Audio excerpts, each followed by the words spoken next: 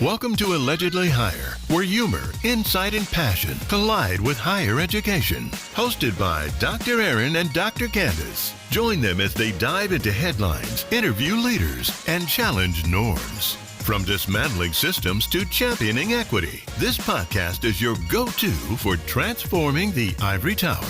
Let's get into it.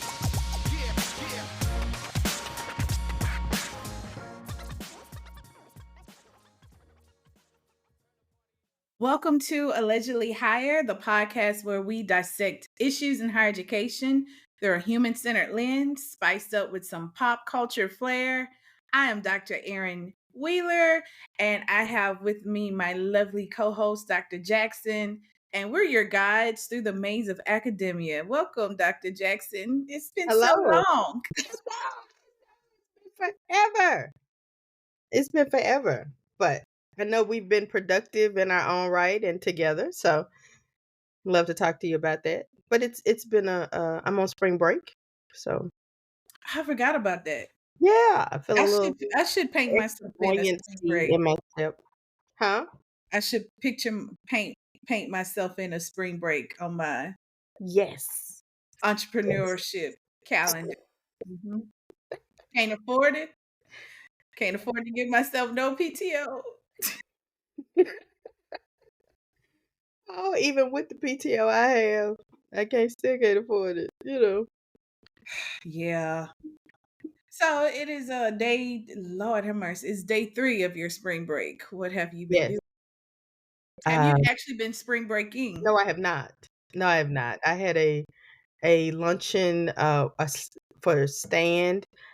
Stand is an organization that brings together a lot of women's organizations to talk about political issues. I went to that luncheon yesterday.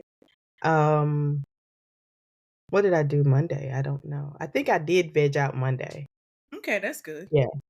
I'm trying to get some clean. Oh, I took some things to the Salvation Army. Some donated items that I just decided I couldn't put on Poshmark or wanted to do anything like that. So I was like, you know what? You gotta go. You gotta get out of here. And so that was a monumental task for me. Oh, good. Pat yourself on the back. Did you treat yourself? Yeah. To be able to look at the floor it was amazing. It was amazing. I hope that is a very give yourself a tangible reward. My goal for this evening and perhaps tomorrow is to finally take down my Christmas decoration. I can't say nothing. I understand. I definitely understand. Well, I had family here, and then as soon as they left, I got sick, and then the semester started, and so there has just never been time. I just can't believe it was just January 1 yesterday. Yes. Yesterday was January 1. Yes. And now we are almost in April. Yes. Yes. And all of the foolishness in between, right? And all of the, whether you're traveling, whether you're working, whether you're watching the news, trying to avoid the news on TikTok, it's just an inundation of information and tomfoolery and the state of affairs. And so yeah, beam me up, Scotty. Really. Beam me up. So but we haven't been away from Allegedly Higher. We've just been in another type of a venue. We've been working. Mm-hmm. And most of our December, January, and February prep was having to do vending for the FYE conference. So yes, we were vendors for a higher ed conference, first year experience in New Orleans, because it was very economical. Yes. Because I'm an hour and a half. I'm only 3. Yeah. We have been looking for conferences in this in drivable areas, but we've been to a lot of higher ed conferences as consumers, as presenters, but this is our first time vending. Yes. And yeah, my nerves have been on edge Yeah, and since. you also presented a paper at the conference. So not only were you a vendor, but you're also a presenter. So that was good. Uh, Yeah, all of it was all of it was tied up all of my mhm, December, January, February, and I'm now feeling like I'm just now able to breathe. We just finished our post conference items and agendas mhm. yesterday, so we're going to see how far we could we've reached. We met a lot of great people and a lot of I think for me coming back, and when I say coming back into higher ed for everybody, I've been gone a little bit from traditional higher ed since 2017. I took a break Mhm. 2017 to 2019. I went to work as a nonprofit exec in a higher ed based nonprofit. So I was still working on student success in higher ed, but outside of higher ed. Yeah. And the biggest like nerves and anxiety for me was, am I still valuable? Do I have something to offer? Mm. Have they solved all the I'm All saying the this very problems? sarcastically, right? Have they solved all the problems while I was away? No, the answer is no.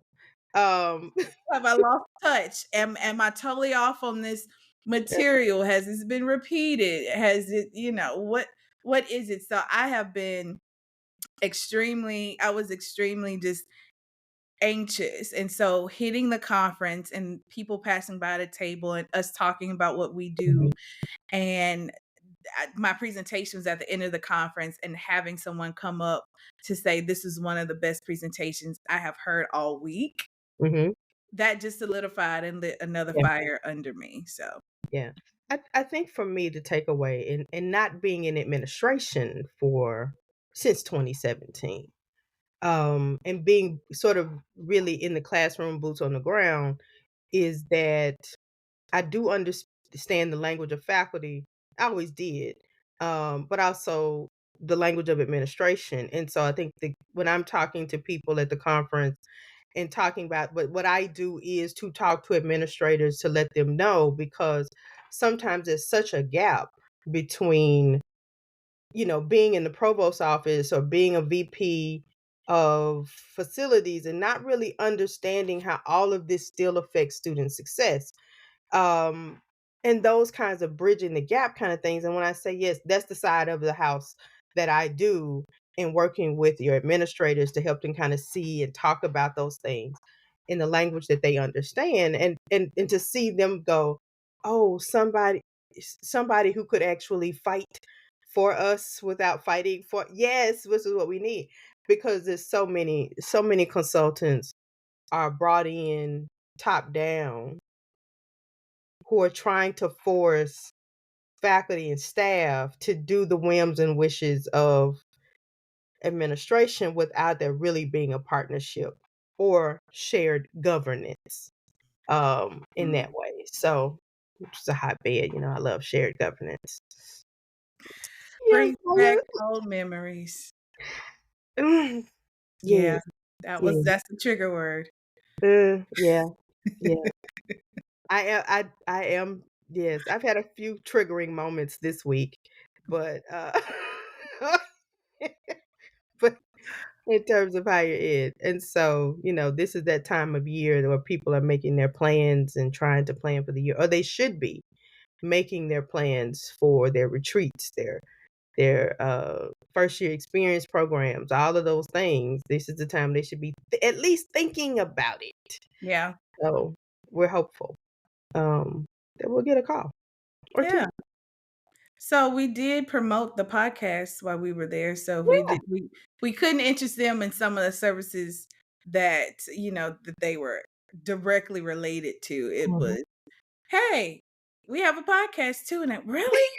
I like podcasts. So if y'all are listening, if it's your first time listening to a new episode, thank y'all for tuning in. It was Yeah, such a pleasure to meet you. it And thank was. you so much for giving us a listen. Right. Yeah, it was. It was a good time. So, are we ready to jump into hot topics? It's been a Yeah. while since we recorded. It's been a lot that's happened. Oh Some of it God. I'm kind of glad that we missed that we didn't have to discuss. Yes. Yes. But this is a follow-up, I think. We followed up with the Yeah. yeah. Yeah. So, just 2 days ago, Wendy Williams passes a mental capacity test. At first, it was reported that she spazzed out and she made people take her to the hospital. That was not correct at all. They, in her process of getting from under her guardianship, they had to take her to a hospital to give her a mental competency capacity test. And she passed it 10 out of 10. Wonderful. Yeah. So she had a court-ordered guardianship that began in 2022, and she's been living in an assisted living facility, which her guardian said is a luxury luxury paradise. That's how they painted it just this morning, because they're allowing the person to talk more. Her guardian to talk more. Court Mhm. ordered guardian to talk more. Mhm. She has expressed desire for independence and financial oversight by professionals.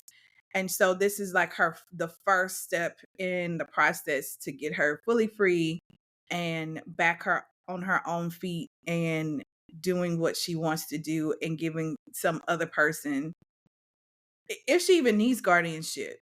Mhm. She's always had a team to do stuff for her.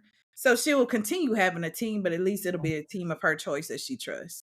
But I do hope that this time that she's worked through, because I think, we saw the documentary, we saw the little the piece that she's worked on whatever the substance abuse issues are, the internal issues that make that an outlet, so that this doesn't happen again. Because if it happens again, then that's going to be a wrap. But I do think that she looks healthy, Yep. and she looks cleaned out. I think part of what her problem was the alcohol inducement of that. Hmm. Um, so I'm really happy for her. And I was not really a big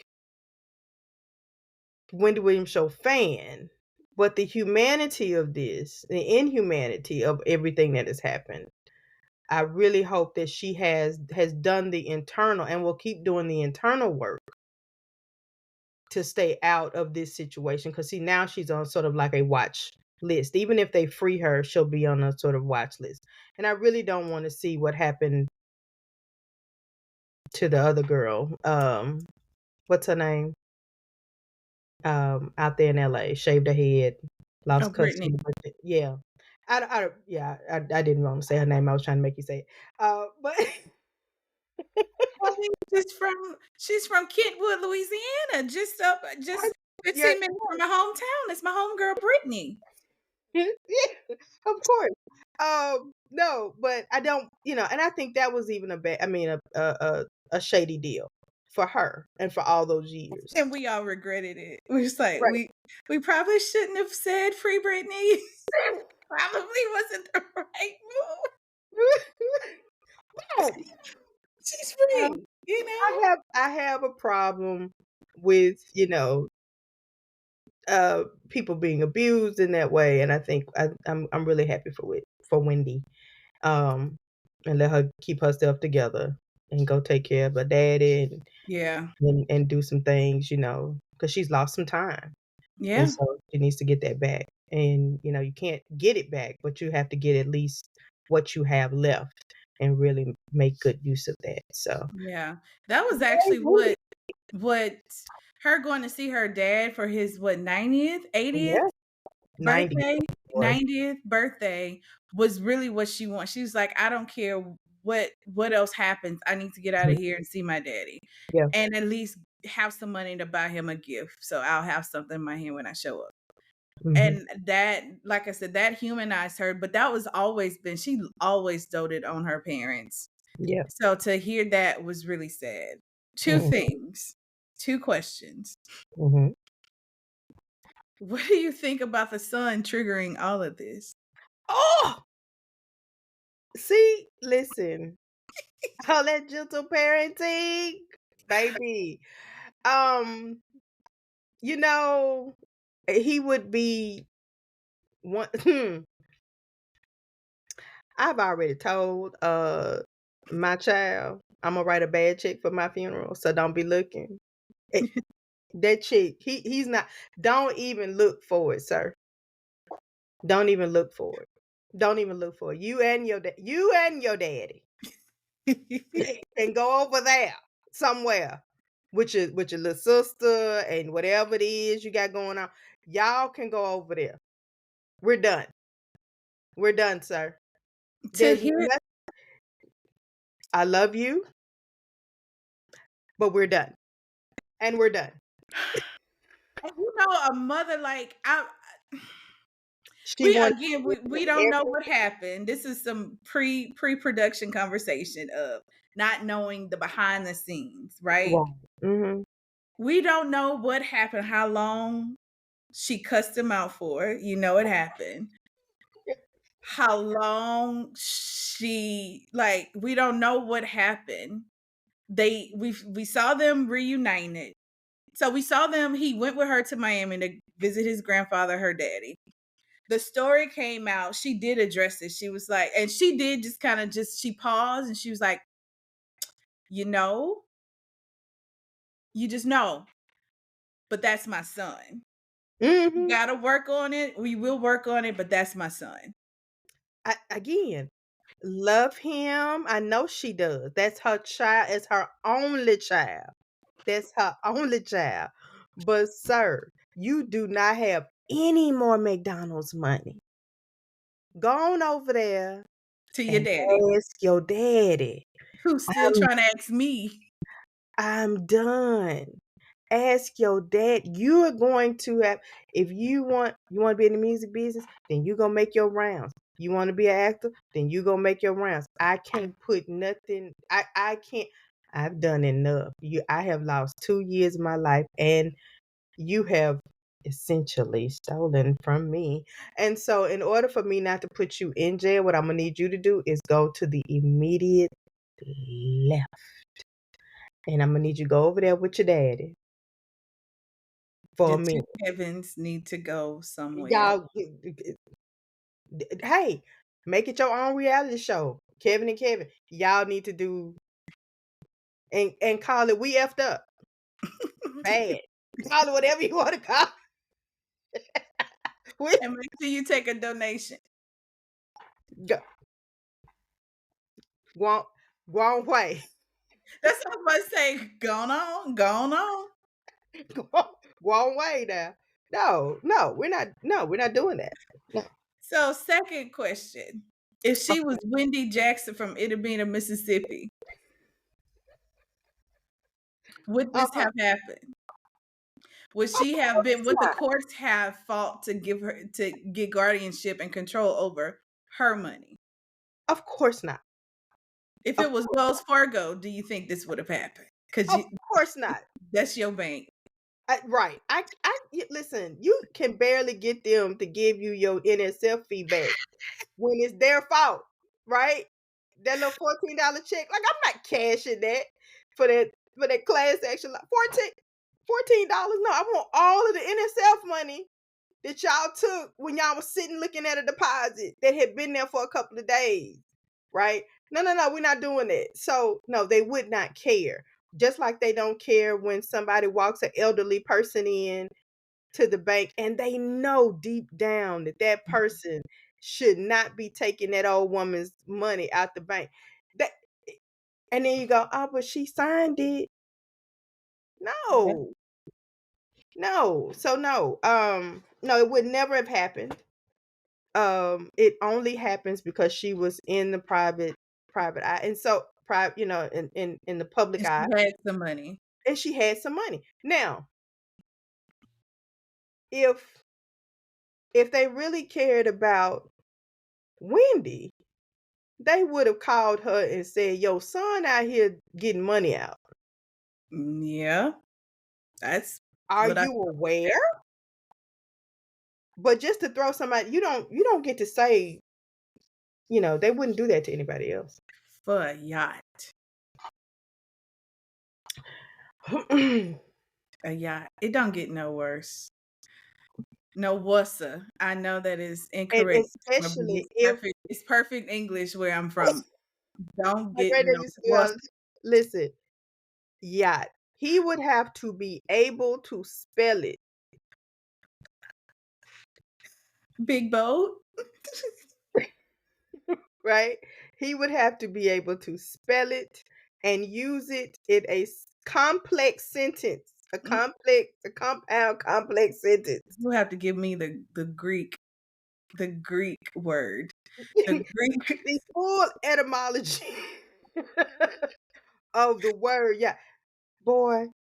Not even for a milestone birthday. Oh, it would have been his middle passage. I'm gonna tell you that right now. It would have been his middle passage.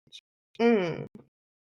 I'm so So from Wendy, this is all about. Obviously, this is all about. Well, we want Wendy freed. right. Our next topic is going on and stay where you gonna stay. Tory Lanez and R. Kelly comes out with Jailhouse recordings. Tory Lanez, for transparency, I don't really like him. Not even before the Meg stuff. I Mhm. actually got him confused with Bryson Tiller all the Oh, time, goodness. and I was like, "We don't need you. We got Bryson Tiller."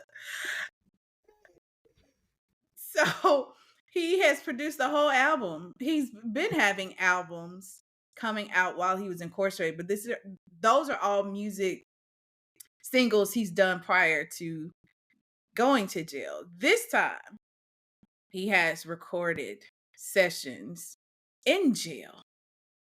And I do believe that some of it was interrupted by a riot, like literally, like, hold on, they fighting in here. But Tory Lanez, for those who don't know, was incarcerated for shooting Meg Thee Stallion, which he has said he did not shoot her, but he has never said who actually did. He actually said she shot herself. And he's still trying to fight to get free. There was a whole lot of male toxicity. Mhm. Drake got on that bandwagon. All of the male toxicity had ganged up in one place and synergy around this whole thing. And yeah, he has a whole prison album to come out. His name Peterson, after his real name. His real name is Daystar Peterson. He is from Canada. What now? Daystar. You know what? One other fact that I learned researching this: What? Iggy Azalea, they used to date. That's not the fact that I learned. I knew that. Her real name is worse than her stage name. Her real name is Amethyst. She's frozen. It's not the internet. Y'all not see it. She's frozen. Is Wait. Now just wait. so if their relationship would have survived, their legal name would have been Daystar and Amethyst Peterson. I feel like he's a junior. Like, don't correct me. Wait. What you telling me Mm-hmm. is Mm-hmm. is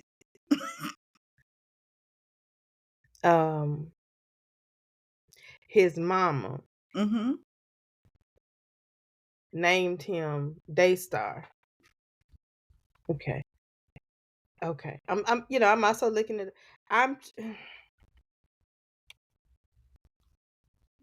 and he is also going by the names Argentina Fargo That and Wavy. What's happening here?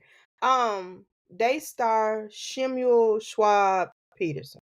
and continue to read that. Mhm. What is his dad's name?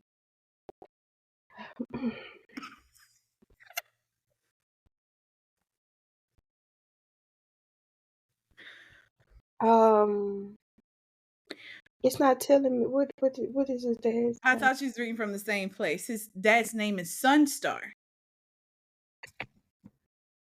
You Move ready on. for me to play the outro? You ready? No, Move on.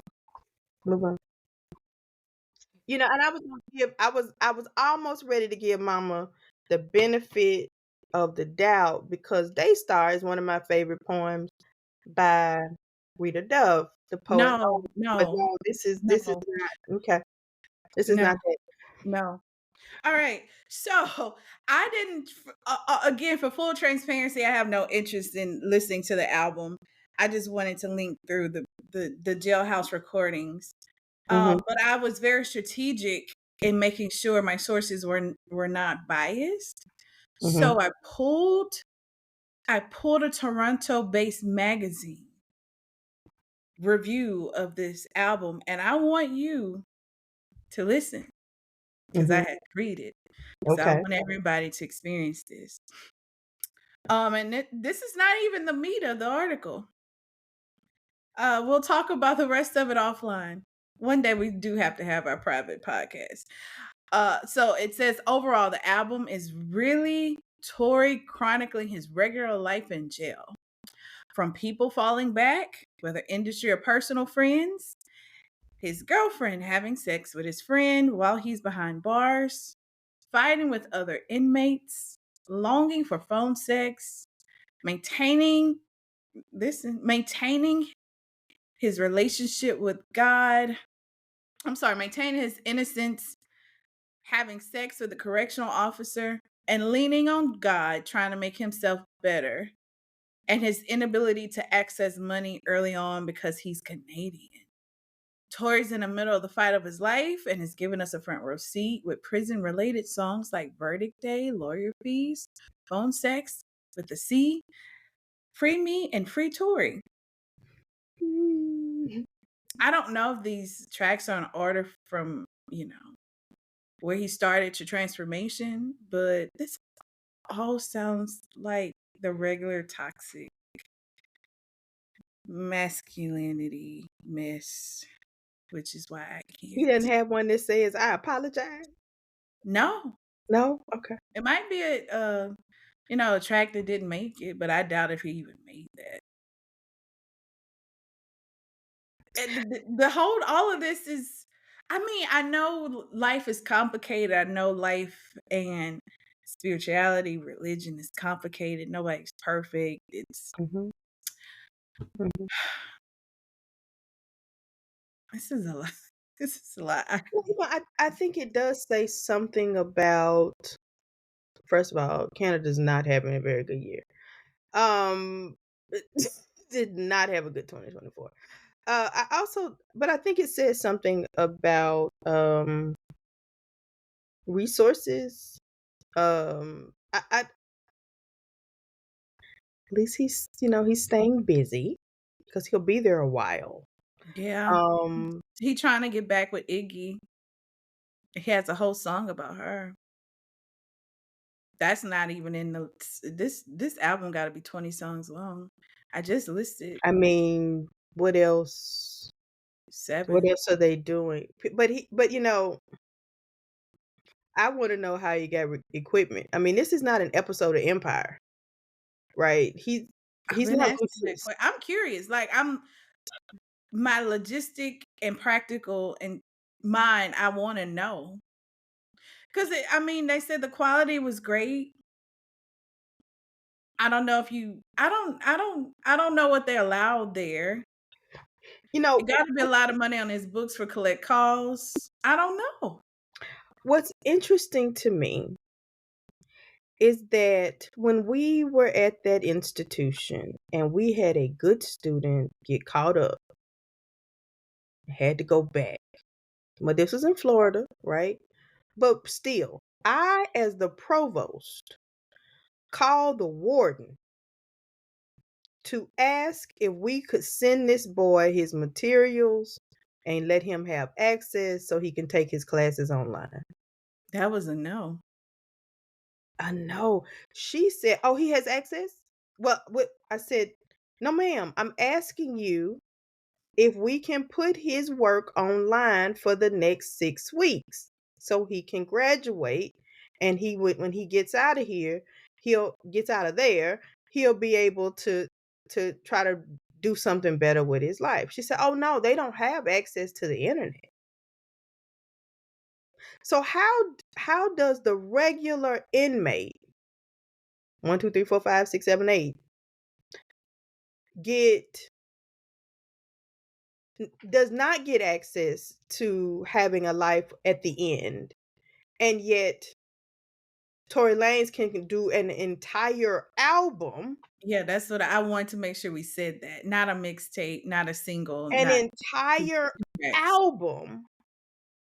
When I ask that a young man be given access to do his work online because he got picked up on a parole violation while he was there trying to see his children.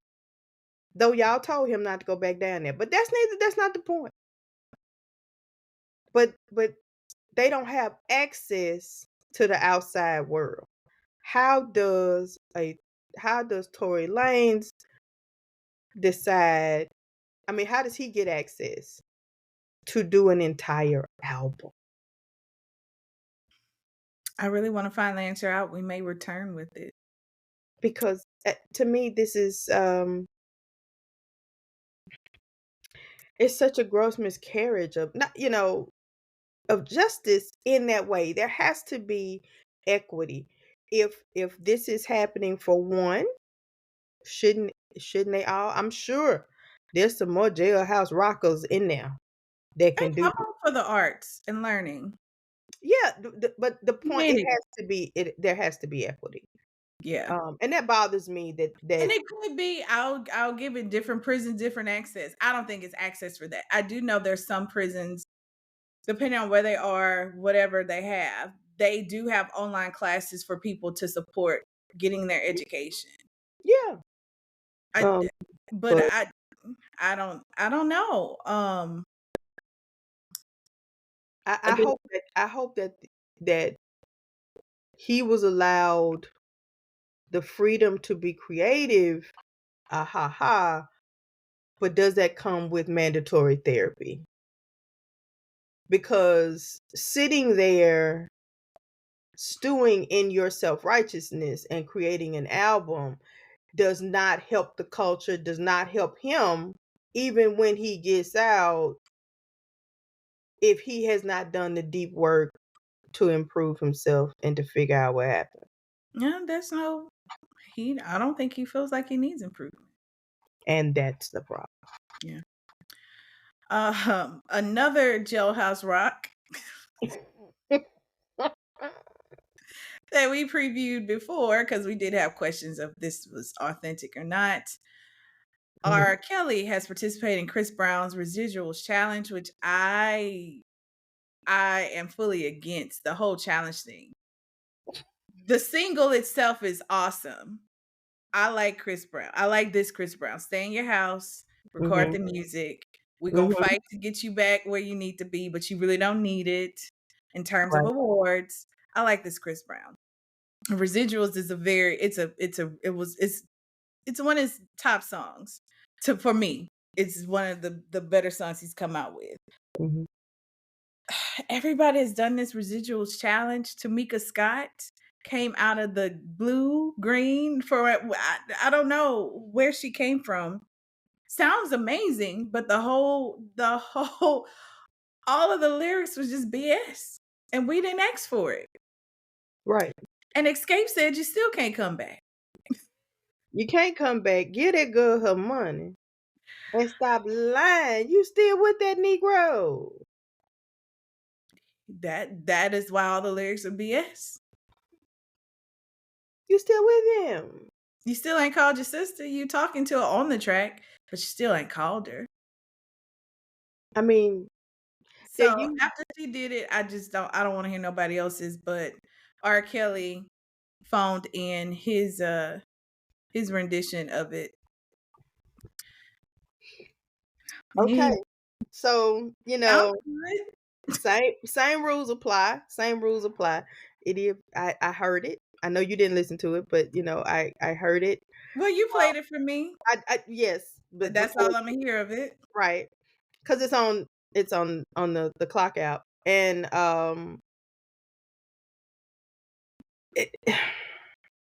the same rules apply. But we know that I have serious issues with the entire thing surrounding R. Kelly. Don't cancel us, but I gotta say, he shouldn't be doing all that time by himself. I've been said that. Should not be doing all that time by himself. There's And some parents, some parents need to be in there, because this is it is what handlers. it is. Handlers. He really should not have to do all that time Yeah, by himself. he's a great musical genius, but outside of that, he can't read. He can't No, do much of any real life logistical things. no, he cannot. I also think Which that is he's very different also, than Diddy. yeah, that this is true. Very different than Diddy. He yeah. And again, how do you get this kind of access? Um, and I know people love to hear it, and when I think about victims of sexual violence and assault, how must they feel, even listening to this? Though he does have some questions, he says he has some questions. I made you all this money. Who getting my checks? You didn't even put something on my commissary. It's my he got questions, and I think they're valid questions even Now now, when you got settlements and lawsuits, sir, sir. Yeah, and lawyers. he got that $10 Kit Kat be real, baby. They're paying $10 for a Kit Kat. But I still think we have to think about access. We have to think about, is this afforded to everyone?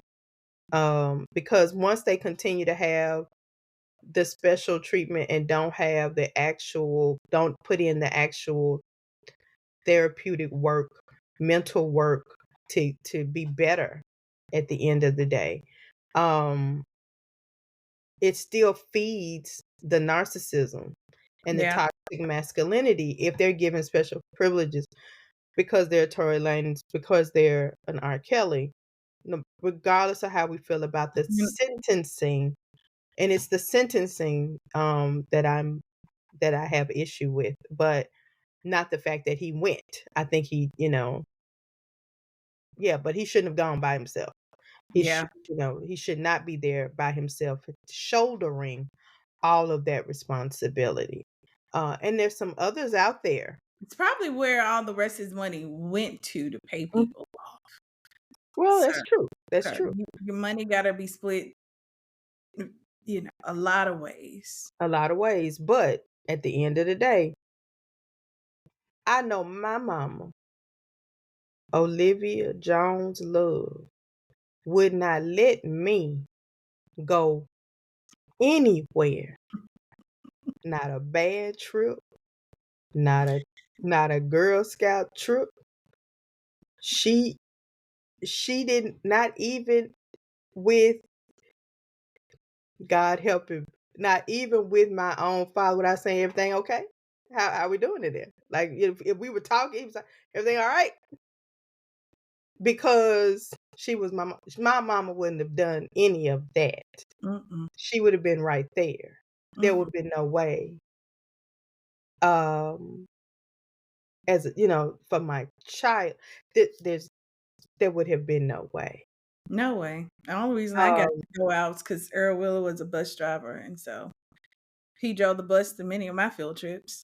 That's the only way I so he got. was right, and my mama rode the bus, or she was there, or she was following behind in her car. I went to state band. I will never forget this. I went to state band on the coast. All those children running around there with nobody. No. Where's my mama? Down the street, but she, I'm in the hotel with the rest of the kids. But she on the coast just in case something happened. She's not gonna be that far away. She's gonna pick me up when I don't have something to do, or she was getting her some rest. I don't know, but she was not going to be so far away from me as a child. So there's some other issues there. But again, this is all goes back to access. No matter how much R. Kelly's song does kind of it is fire, but and provide some valid questions. I just think we're still talking about access. We're still talking about equity. We're still, so that is, they would not be making residual challenge songs if they weren't R. Kelly and all of that. But I think the challenge is probably gonna go in till they get a few more people to come to the front and do it, and then maybe Chris will uh uh announce a winner, and then it'll be over. That's all we can. I'll just keep listening to the original. So moving on to Okay. recording artists who are free Yay. and liberated. We did not record, and we could not miss talking about Kendrick Lamar's Super Bowl performance and talking about some of the hidden messages, because it was very intricate. I'm pretty sure we're missing some things. I don't know who's the biggest sci-fi nerd, but I'm a nerd out just a little bit. My favorite YouTube channel who breaks down all sci-fi, but mostly Marvel, actually did a video breaking down, because they're really good. They have researchers to go research hidden Easter eggs in all types of like media and music, and they did Kendrick Lamar. But some of them I was proud. Some of them I got right off the bat, and some of them I didn't. But what did you get from his performance? What was your first feelings toward it when you saw it? Oh my God. So when that Joker comes on, I mean, the whole thing, the red, white, and blue, the flag. But when Samuel L. Jackson comes out as Uncle Sam, I mean, there couldn't have been a more perfect person to play that role. Nobody else could have done it, particularly considering his role as Steven in Django, right? And so to have him playing Uncle Sam, to have them have this sort of dialogue about you got to learn how to play the game at the largest game, right, of the year, the most attended. And then when he drops the line, but you picked the wrong one. Like, because this is the first Super Bowl that the sitting president has ever attended. It was all very much coordinated. And so these hidden Easter eggs are really not hidden. You just It's have not. You just don't know if you're not familiar. It's right.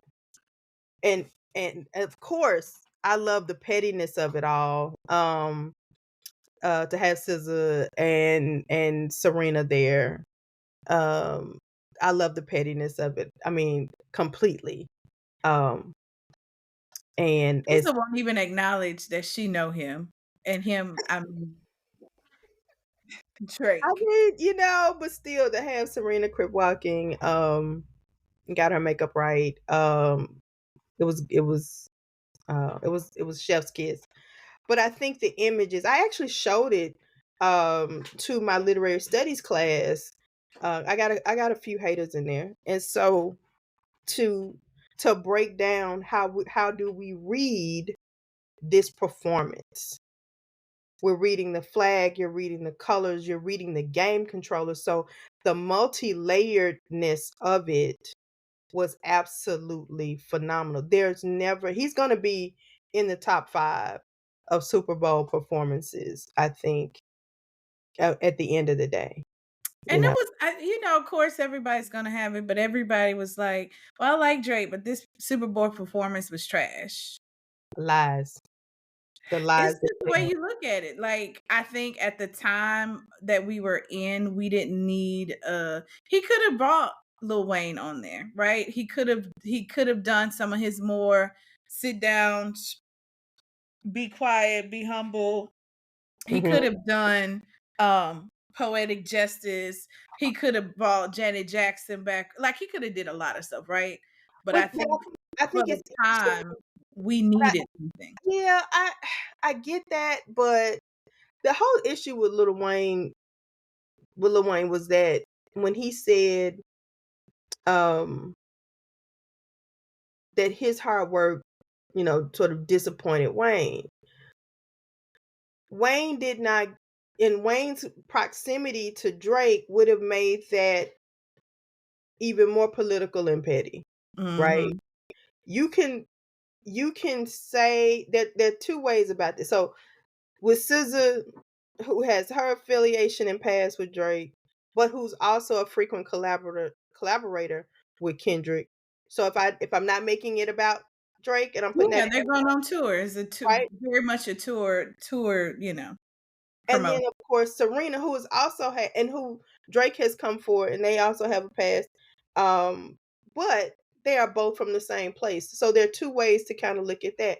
But what Mm-hmm. I think is also important is that in Kendrick's visual storytelling that matches the songwriting, the songs and the selections, it tells a complete story. He really didn't need anybody. Nobody else. He really didn't. And a lot of times they bring this show, they bring all these people because they want to give all of their friends this opportunity to be on this great stage. But at the end of the day, they cannot, he didn't necessarily need to do that because he had the repertoire and he had the thesis Mm-hmm. to go through. Game over at the end, right? And it's a big controller because everybody's trying to control the game. Yep, you had the prison yard section, the red, white, and blue of Right? all Black people. Yes. You had senators asking about where's the DEI? Oh, you didn't. We picked it. We chose. It was a meritocracy. We Yep. chose the best dancers. We chose the best dancers. Yep. We chose the best rhythmic dancers. We chose the best. They all happen to be. They just all happened to be. Happen to. And I And I think, think that was by choice. That was a yeah, very much a choice piece. They couldn't say anything. They really couldn't say anything about his performance. All the no, girls were covered. right. He wasn't just a gangster. He's not a gangster rapper. He Yeah, never right. was. So you can't say that. They couldn't find anything. They was pulling at air, And right? that's what makes it. And I think even the ones that say they didn't understand, I had a couple of students like, well, I just didn't. And when I'm breaking down, look at this. This is the flag, and then it's divided. Mm-hmm. Every intentional moment, right? That he's very clearly. I think once we go back and analyze and have some distance from it, I think the world will say that will be in the top 5. Yeah, we'll still be talking It about was this a for a true very long time. story. He told a true story. It was not just a performance. It was not a concert. It was not a mini concert. It was a story with a purpose. And I think that's the whole point. You got to be able, from the bird's eye view, to say game over. Because who is in control of the game that we all have to play? When Sam says, oh, don't you know how to play the game? Mm-hmm. But aren't we all, we're all code switching. We're all playing the game, whether however we're living, whatever our situation is, we're all playing the game. Do we know how to play it? Yeah. Sometimes you win, We got sometimes you lose. the major ones. Mhm. Somebody could bless me with tickets and airfare and hotel to go see his tour. I would love that. Oh, same here, Chad. Same here. Before we get into more serious topics, actually, before we get into our higher ed segment, Mm-hmm. LeBron Smith, Stephen A. Smith versus LeBron James. Yeah. Yeah. Sports commentator Stephen A. has recently criticized LeBron James, leading to actually he's criticized his son. I don't know if I mean he's a hater, so he criticizes a lot of people. Leading to a public exchange between the two at one of LeBron's games. At the end, Mm-hmm. we don't know the specifics, but we can allude that it was really about Bronny Of of course. his his uh his performance after he was drafted.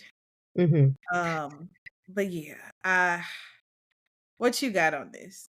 I'm Well, biased again. I saw it on the Clock app first, and um, my comment is I want two black men to have an argument, a disagreement, and nobody has to know what it's about.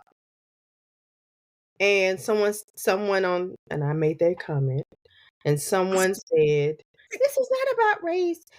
LeBron was wrong," and blah blah blah. And I said, "Well, we disagree, but several things can be true." Um, LeBron is well within his right to say something to Stephen A. Fine. Should he have done it as his job? Probably not. But he also needs to understand that y'all signed him up for this life, Yeah. right? But I don't think that Stephen A should have been compelled to talk about what that conversation was about. I think that men should be able to have, and women, of course, should be able to have a conversation that nobody knows what was really about until much later, right? Shout out to the to one of the podcasts I like to watch, and they're what is it?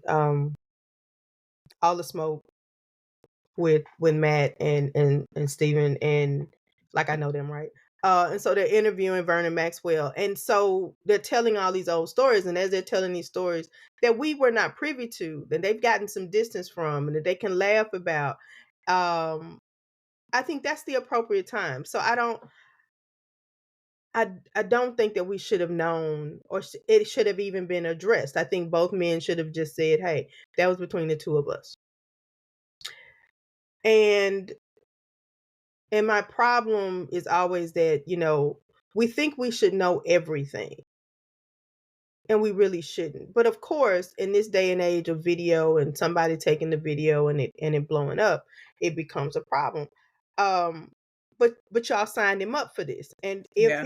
if his dad is going to fight his battles that way, and not teach him how to be, how to have some thick skin, because let's just be real. Um, was he ready, or was this, was he ready to be in the league? Or was this to say, what he wanted was to play with his son, Mm-hmm. right? This is not the first time that we've had legacy NBA players. But this one has become an issue because it's perhaps that he might not have been ready at this time. And so since you sped that up to be able to play with him, and I get that. I get that connection, and that's what you wanted to do. But you got to also prepare him for the fallout. Gary Payton's son is playing. Luke Walton, his father was a commentator and had to be a commentator on his games. Even when he became a coach, Yeah. they had to go through the process like everybody else. And so, again, I totally agree with sort of, yeah, black nepotism is beautiful, but you got to be prepared for it as well. That's my take on it. Yeah. You got to be prepared. I mean, and really, you're proving Stephen A's point by coming up to him about what he said about your kid. And I hate that because I don't like Stephen A. Well, I always wasn't a big LeBron fan. But I do I was a bigger understand. LeBron than I was a Kobe in his early years. Well, um, I kind of feel like Scotty, and I was a big Bulls fan. Mm-hmm. Yeah, I really Well, hadn't well, watched the Scottie NBA Pippen, Scottie since then. Pippen put it in complete, um, perspective. Jordan has never said he was the GOAT. His peers have said that. His fans have said that. The industry has said that. If you got to say it, it's not really true, Yeah. right? You got 6 rings with one team. You didn't move to To try get to a get ring. it. You didn't create super squads to get it. Okay? I mean, I can't take away your individual talent, but there is something to be said for not tooting your own horn. I had this conversation about legacy with a friend of mine, and he was talking about it, and he wanted to leave a legacy. I said, but you already have. Sometimes you just have to do the work, and it will happen. And I don't know if they're allowing Bronny to make his own legacy. Similarly, we have the same, situation over there in Colorado. Yeah. I'm very after this, it was definitely in the forefront of my mind of what's gonna happen with that. I do not like the way that Shador, or the reports of Shador's behavior at the combine.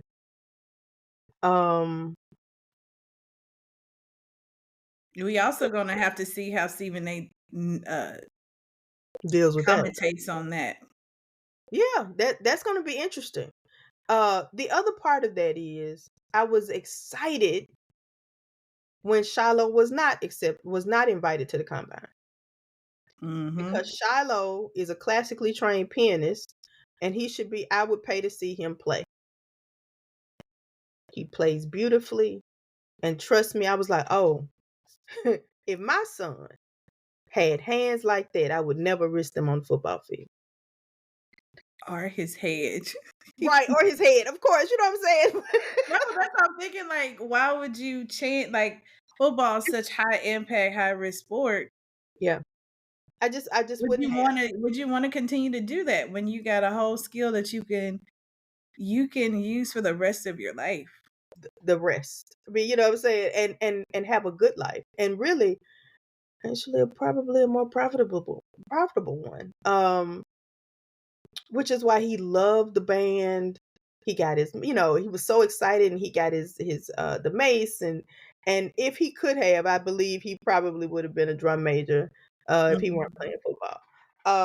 Because he's always, I watched the reality show when they were kids. He's always done that. He's always been me, and he's always pushed back.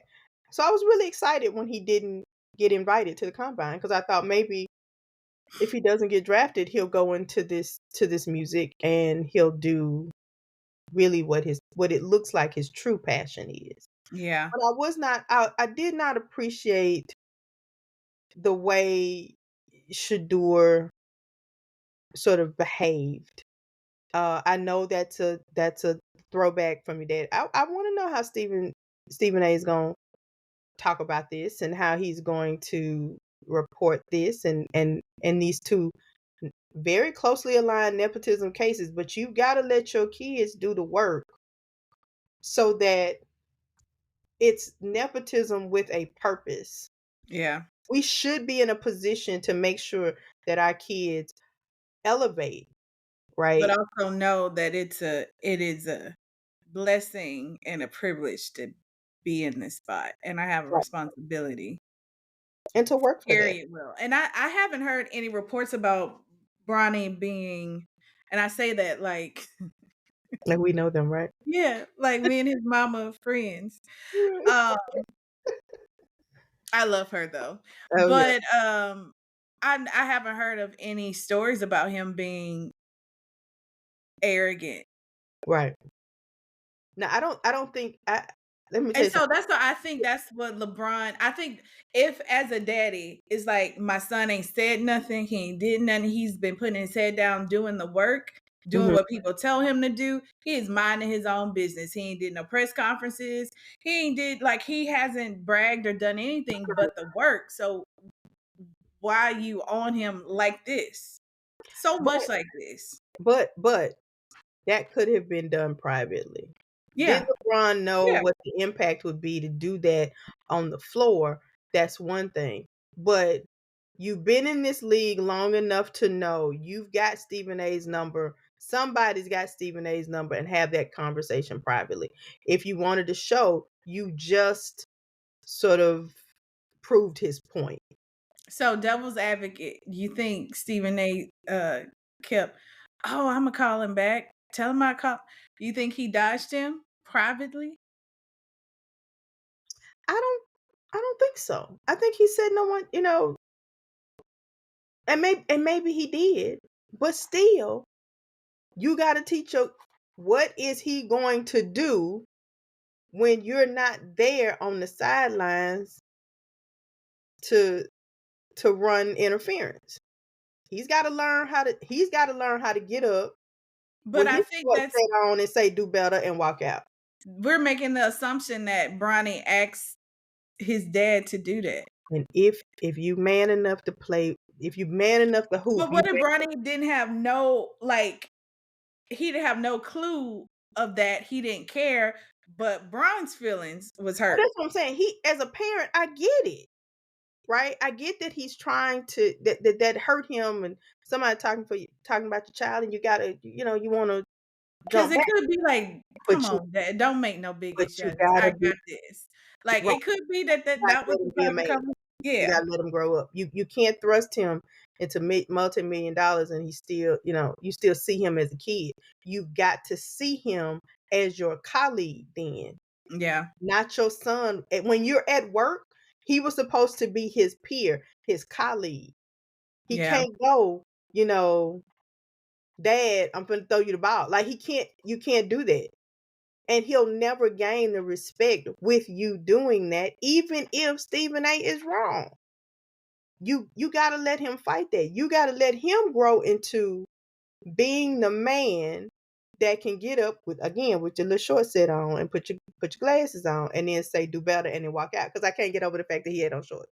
But okay, so I'm not ever gonna get over that fact. You're not in the new age. I'm not either. I'm not. No, I He's am right not. on the cusp of the new athlete. He is right before Cam Newton, who looks like Horton Hears a Who.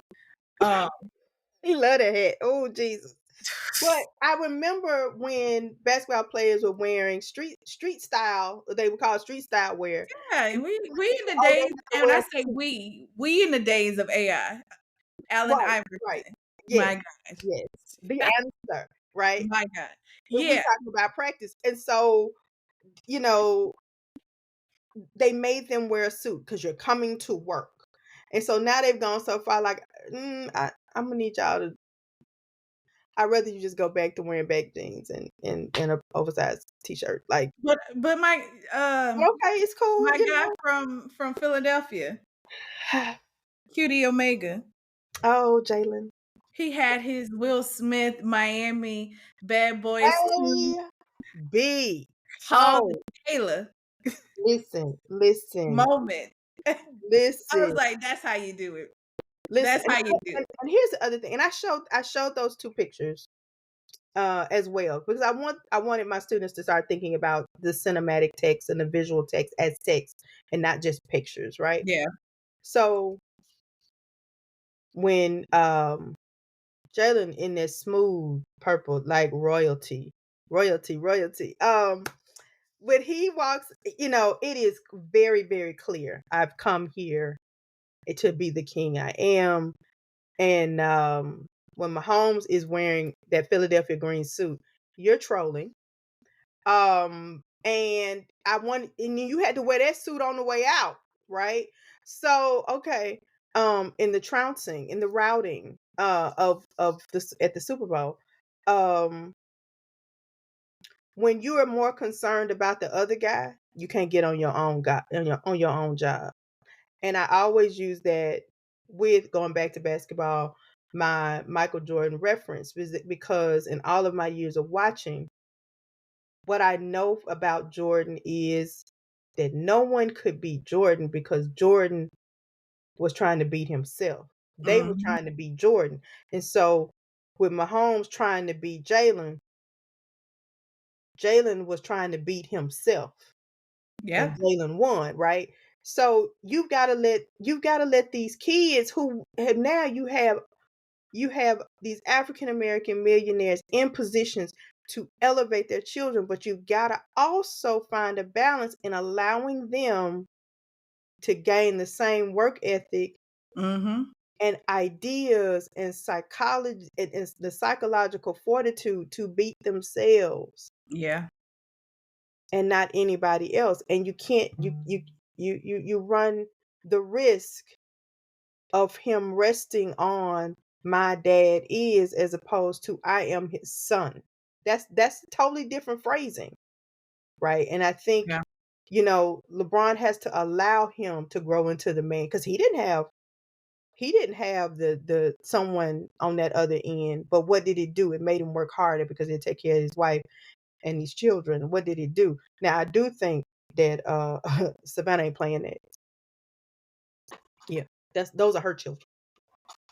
And it So probably would have been different of her coming up to him. it would have. It definitely would have. It would have. Now that would have been very clear. Her mama saying, I'm gonna need you to back up. Right. But daddy, you gotta let him be. You gotta let him grow into the shoes that he's trying to fill, in his own shoe. Yeah. Problem. Yeah. Yep. Well, we have a few more minutes. Let's do one higher ed story. All right. Two of them that we have on our schedule to talk about will probably be going on for weeks, which we'll always have Yeah. time to cover. Yeah. But because it is in my hometown and Mhm. very sad and higher ed related, I want to cover that. Mhm. So, oh my God, how long has this been? 2 weeks? Yeah, it's been very. Yeah. 2 weeks ago, there was a hazing related death at Southern University Baton Rouge. The victim was Caleb Wilson. He was a junior engineering major who was also in Southern's jukebox. He was, how do I say this? He was attempting to seek membership in Omega Psi Phi fraternity. And I say attempting because I'm trying to make sure I'm using all of our journalistic integrity, Yeah. right? From what I've read and know, it was not a formal membership process. Mhm. So that's why I say attempting to seek. Yeah. The incident happened, well, as of yesterday, actually. The last of the 3 suspects have been arrested. They were accused of punching the young man in the chest multiple times with a boxing glove, which resulted in him passing out and having a seizure. They brought him to a nearest hospital where he passed away. There's a lot of details that are missing. A lot of different stories happen. This is so tragic. Right. In many ways, right? Because we're both part of the Divine Nine Yes. and have led processes. I haven't been at. Have you been an advisor? Uh-huh. Been an Yeah. advisor. After the time that I had bringing up process as an undergrad, I don't want to be responsible for nobody. Mhm. That is a very sacred duty, and it was scary 10 years ago. Lord, scary 20 years ago. We're celebrating our 20th year, which is crazy. I'm only 25. Yeah. Yeah. I just celebrated 30. Shout out to Ball 94. Doing all seriousness, it hits us both Mhm. many, many ways. As a member of Delta Sigma Theta, we're all close with Omega Psi Phi. As administrators, we've had to make decisions Mhm. concerning fraternities and sororities. Yeah. It's such a tragedy. And the question is not whether or not we don't do guilt or innocence here, but how do you, as a leader, as an institution, as friends and family, how do you cope and heal the campus reeling from such a tragic death, somebody who was clearly beloved. Um, and of course, there are the ramifications for um, the D9 sororities and fraternities that are on campus. Um, it's so multi-layered. It's not just about those three young men. What those three young men have done was take a life and essentially thwarted the whole culture on that campus. So you'll see for the next couple of weeks about conversations about hazing, and I know that mine is a member of Alpha Kappa Alpha Sorority Incorporated. That every organization tries their best to put hazing protocols in place. There is no tolerance for that, whether it's pre or post, during, and post, right? And we sign the paperwork, we do, you watch the videos, you are told, you're done, we do all of that. And as a grad advisor long ago, and I let my certification lapse, because it is time consuming, and those grad advisors do the work of the Lord. It's for me the responsibility of being responsible.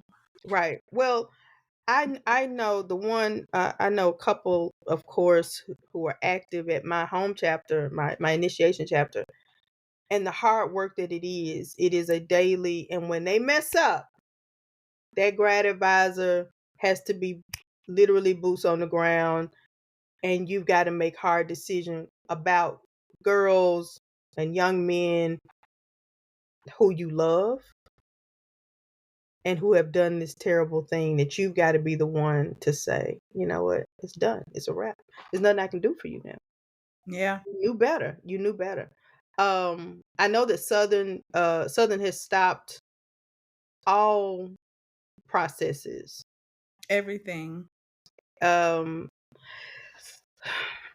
I know we had this conversation. Yeah, we had this conversation offline, but She's a very gracious administrator, but I'm like,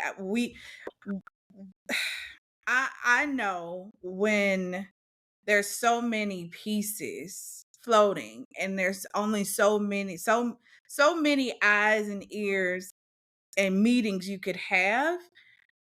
I understand the decision.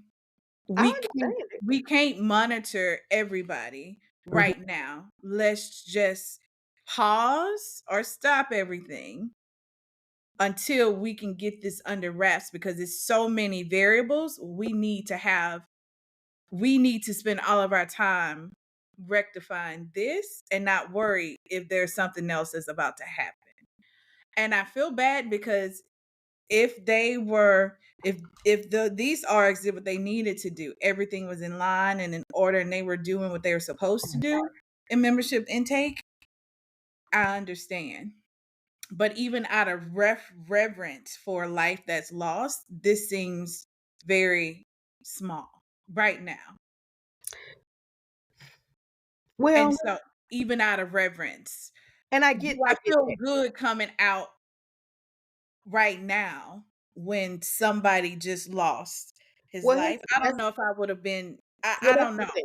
And that's the thing. It's not for me. There would be no open displays of joy, right? Yeah.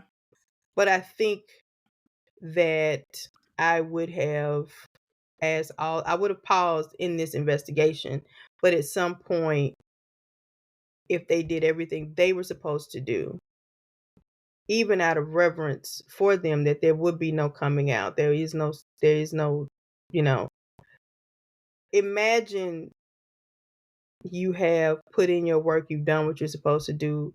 That means that you've got at least 50 to 100 people who are also mourning, but also mourning him because they know him and rocked in this, but also mourning the fact that they did nothing wrong. It's I would never have all spring events will be, that's it. It's a done deal. So do you cancel your spring, you cancel everything. Mm-hmm. But I think quietly, you can take them over, but there will be no formal, there's nothing. Of course, after everybody's been cleared, because Right. Everybody's been they would cleared. have to do an investigation to make of sure there's every- no other incidences that's gonna surprise us. Right. Everything. Like after you do that, quietly take them over and maybe like the last week of school and then everybody go home. Right. Um I think I'm loath to say, for lack of a better phrase, and to show you how old I am, I don't want to throw the baby out with the bathwater. Because if these kids have done nothing wrong, that seems to be a penalty. Mm-hmm. And what it will do is refocus their anger, hurt, and their disappointment. Yes, what has happened is a tragedy, but when you're trying to balance out what's the best for all, because the institution, it's for all. Now, this was a pre-hazing incident, and it's not to sound crass at all, or to be unfeeling. This is a pre-hazing incident. We've got to deal with this over here. I want the rest of the D9 investigate your lines, make sure that there's nothing that's going to pop up, and then quietly take these kids over somewhere else off campus. Take and be done. But there can be no celebration. There can be none of that. Yeah. We unfortunately, we're doing this because, these kids have also paid. They've been in process. They've also paid them. They've paid thousands of dollars. Yeah. That's going to be that. There's another problem with that, right? And though we understand, so now the call has been to suspend all undergraduate D9. Period. That's what I was gonna. My question is like, where do we go from here? There's hazing. So for people who are not in Greek organizations, because that's and it couldn't come at a worse time, right? Where people are questioning, people are renouncing their letters for whatever reason. I'm rolling my eyes. I know. And questioning our worth, which is crazy because we were boots on the ground to help get Kamala elected, Mhm. right? We Right. was we did we Mhm. did that. Mhm. Um, The where scholar. do we go from here? So everybody outside is like, that's all they do. They haze. They blah blah blah. That's all that's not the case. That is not the case. That is not the case at all. The Black health initiatives, the community service initiatives, feeding hungry children, feeding and clothing the homeless, and all of the political activism, the financial literacy, all of those community programs that D9 does, both individually, collecting coats, uh, um, Food when it's pantries, cold, and food pantry, and all mental of those health. things. Yeah. So, and then you've got, what do we do to reduce the D9 to one incident, to a collection of a few isolated incidents? Is like when I watch the news and we all sitting there going, "Oh, I hope he's not black. Oh, I hope he's not black." Because one mess up over here can affect all of us. That's not fair. Yeah. And now this is how, oh, they're demonic. They worship idol. God, oh my God, y'all, um the non-fi nuns, or the wannabe Greeks, and then you didn't, and then you told yourself that they worship, you didn't want to be with them anyway. Listen, I'm sorry that happened to you. Erin is shaking her head. I can see her on the thing. I'm sorry they didn't take you. I'm sorry about all of that. But we do not worship gods, idol God. We're And not hazing demonic. is not in every It's not. situation. It is not. So where do we go from? There's policies on hazing. The school has, when you are want to get online, before you can even express interest, you have to go, at least I know from most camps, you have to go through Greek life, where the institution has policies, and you got to sit through this boring workshop on hazing. And Yes. then you got to sit through, when you express interest and you go to that particular organization, you got to sit through their headquarter video on hazing. And then you get, like, it's so many times that you do it. When you get trained Mm-hmm. to be and Dina pledges is associated with hazing, so I don't even, membership intake leader, I don't know what they call them these days, but Right. Dina pledges, when you have to get trained and learn that, Mm-hmm. it's another policy and training and something on hazing. If Grad you ask advisors go any through the training. D9, Yeah. yeah, it's Grad going to be advisors go through. everybody. If you ask anybody, it's going to be Delta Sigma Theta, aka is a non-hazing organization. It is deeply embedded. You have some people. Well, you have some people. I want to split the baby. You say don't throw the baby out the bathwater. Right. I want to split the baby. Yeah. I want to split the baby is that there has been underlying instances of hazing, traditions of hazing. And Mm-hmm. this is where I think everybody's going to be rocked a little bit. Yeah. Yeah. The people who have on suits, who are outwardly who have positions of authority, Mm-hmm. are in fraternities and sororities, right? Mm-hmm. Mm-hmm. What's the scariest thing that I fear will happen in this investigation is how many people in some type of authority who either has says, yeah, I mean, it happened to me. I mean, who has that tradition. So I'll split the baby on that. It's been, but it's not prevalent. There's two different sides to that. It's been, but it's not prevalent. That's not everybody's experience, but yes, it happens. And it's going to be a real conversation with the old heads Mm-hmm. who are in positions of authority right now in government and police and different presidencies and different authorities who say, give them some grace, that could have been any one of us. Exactly. That's one side. But then the other side is, it's not everybody's story. It's not it's not happening as much as you should. There's pockets of it. There's different sororities, organizations have their thing, and what's this and what's that. But we're going to have a real conversation now about what's next. So, we have to also get out of the mentality about maid and paper maid. Yeah, we got our own internal fights to make right in this. Now, I'm not saying that we are 100% wrong. Now I'm a legacy, right? So my mama telling me her stories and how they had to do all these things even before they made line. Well, you can't do that anymore. Right? And so you can't do your little show. You can't be they used to have an Ivy Leaf club. Those were the ones who were part of the Ivy Leaf club and they were interested. And then you went online.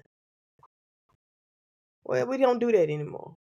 It didn't make me less of a soror, right? Things change and we have to evolve and we have to figure those things out.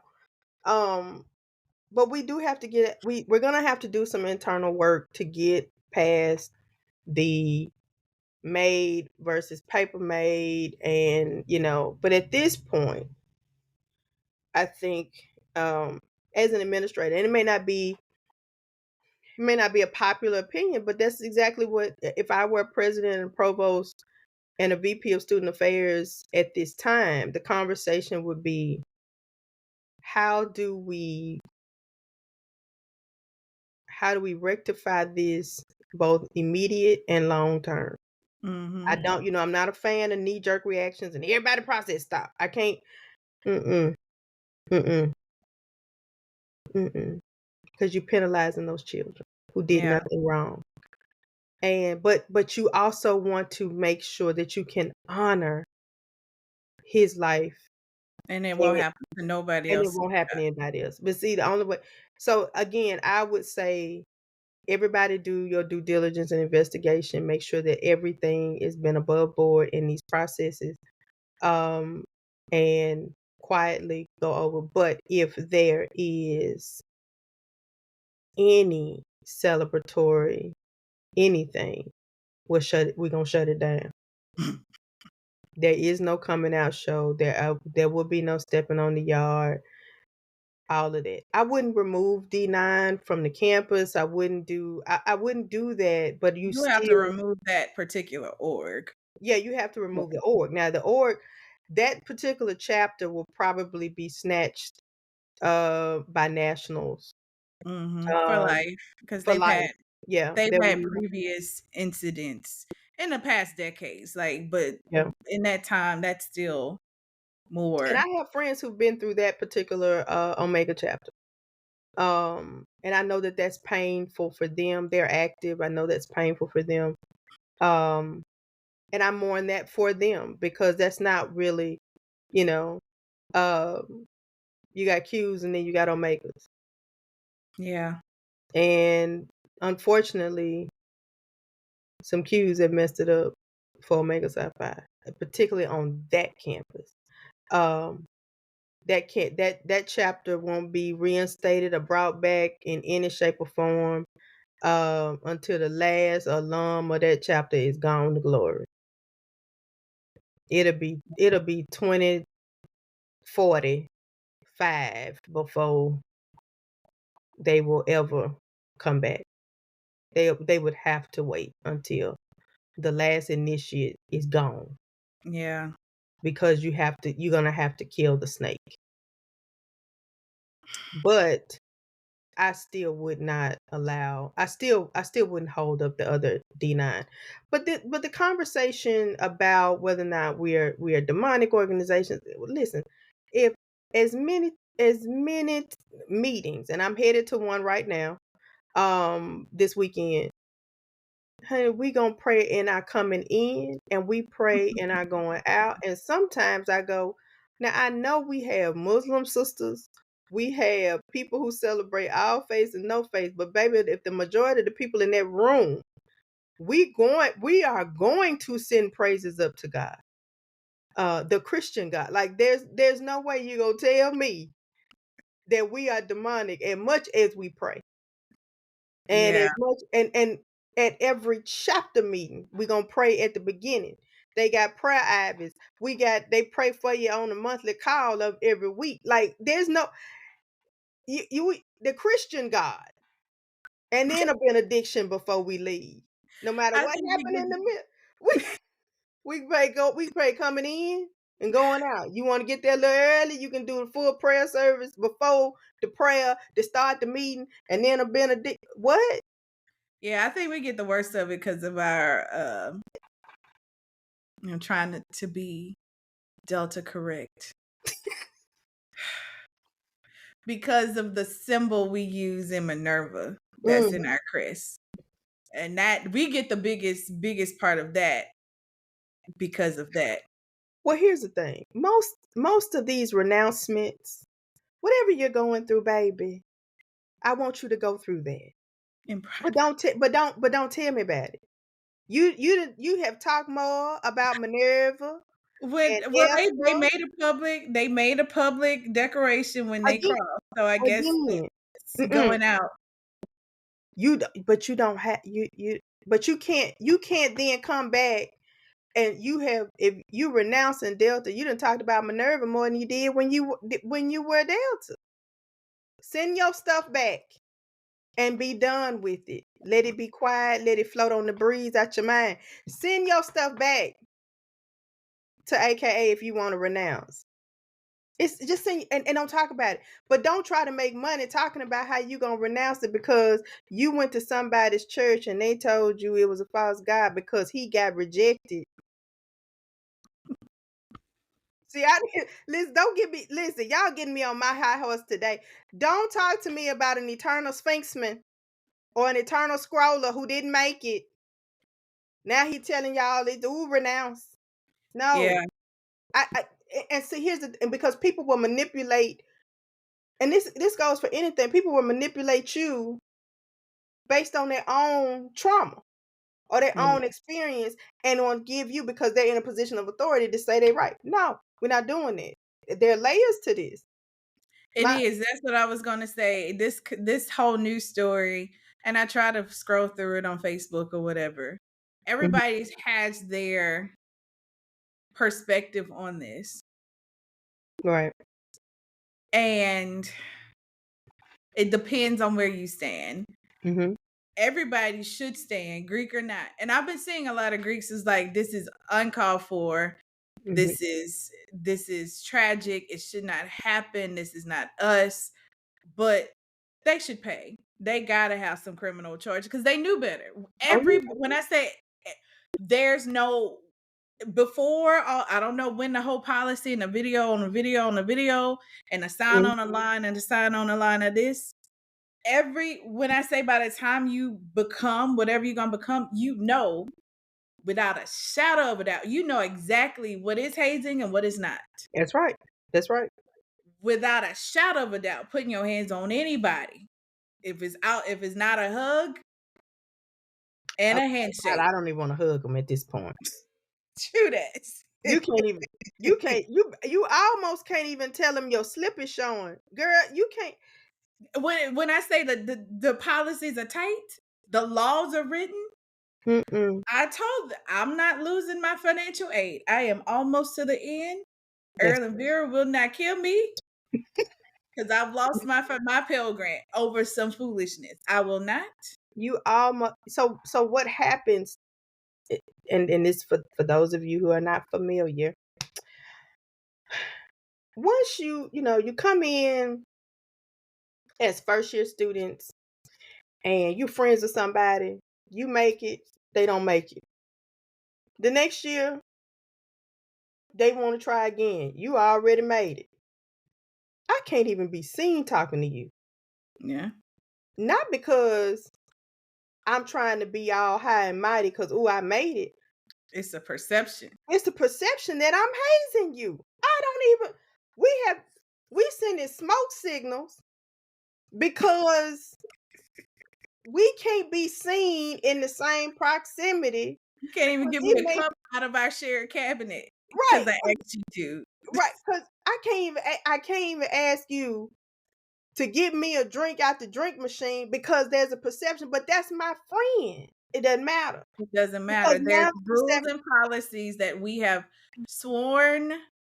literally sworn to uphold. So you knew better. So for me, it's like God gave y'all multiple chances to skate and turn.